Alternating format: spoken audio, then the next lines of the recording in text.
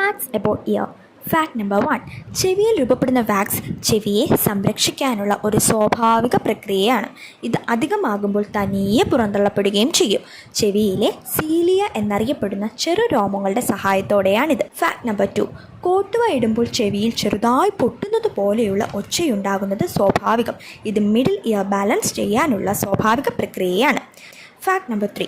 ശരീരം ബാലൻസ് ചെയ്യുന്നത് ചെവിയുടെ കൂടെ സഹായത്തിലാണ്. തലച്ചോറിനെ സ്വാധീനിച്ചാണ് ഇത്.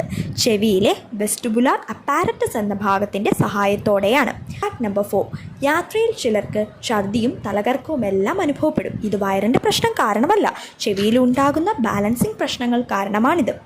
Fact number 5. നാം ഉറങ്ങുമ്പോഴും ചെവി പ്രവർത്തനം തുടർന്നുകൊണ്ടേയിരിക്കും. എന്നാൽ നാം ഇതറിയാത്തതും കേൾക്കാത്തതും തലച്ചോർ വിശ്രമിക്കുന്നത് കൊണ്ടാണ്.